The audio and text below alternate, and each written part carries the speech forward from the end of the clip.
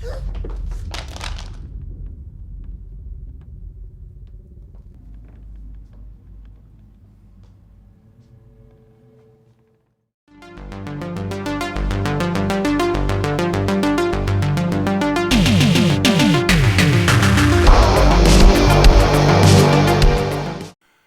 are talking Oddity. This is from writer-director Damien McCarthy, who previously brought us Caveat.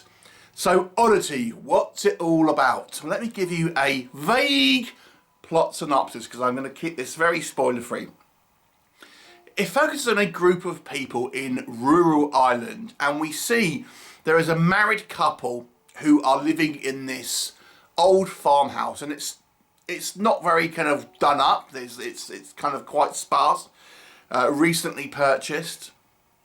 And one night the doctor, who is the husband, is at work and the wife is alone in this house. And it's kind of, because it's not done up, she's kind of living in this sort of tent within this house. And we see that she's actually murdered. And there is a kind of mental patient who has been discharged from a hospital who is on the hook for it. Now, cut to a year later, we have this woman's sister, who is a blind woman who owns this oddity sort of antique shop, but she's also a psychic medium. And she kind of wants to investigate further about the circumstances, what has happened here. And she uses her psychic abilities to peek into the netherworld, so to speak, and get a better idea about what has happened. And then with, as the story continues, there are supernatural entities that will come into play and a very creepy atmosphere. So that's kind of all I'm going to go into it in regards to the plot, because I don't want to go any further than that in fear of spoilers. So let's talk about what works in this movie's favour. Now, do you like an eerie atmosphere?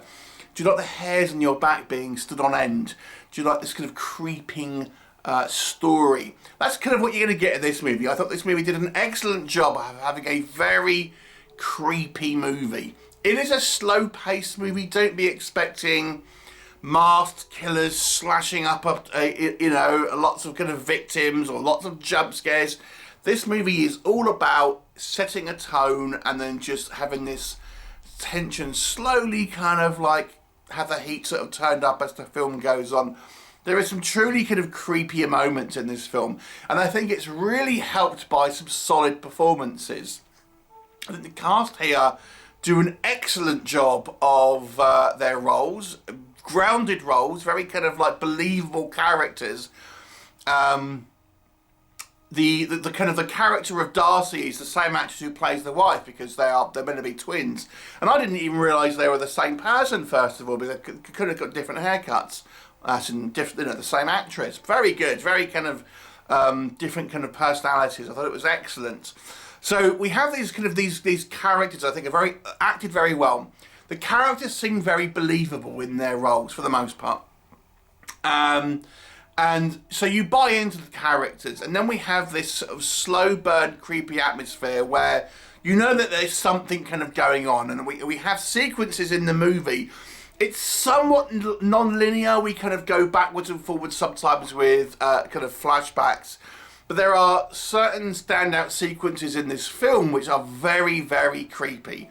Now, the main kind of centerpiece of this film is this large wooden mannequin, which is a gift by Darcy, who is the blind psychic sister, that is given to the husband and his kind of new girlfriend. This is a year later after the death of the wife. So, it's there. That's kind of what you're going to see, a lot of the imagery here. And that obviously does play a part in the movie, but it isn't the only thing. This isn't kind of like a movie all about that mannequin. It's just kind of like a part of it. And it's, it's creepy, but there are other creepy elements in this movie as well. We do get other kind of supernatural phenomena. We do get a kind of more terrestrial kind of like horror element to it. And it's really helped by, great cinematography, a great soundtrack, very kind of good use of audio effects and Foley mixing, things like that. So, you know, it's a slow-paced film, and I think certainly the first 2 acts are absolutely excellent. I really, really enjoyed them. Can I say anything that does not work so much in this movie? Now, I said the first 2 acts are really great. What does that mean about the third act? Well, I still think the third act is pretty good, but it's not as strong as the first 2 because it kind of goes a little bit more overt.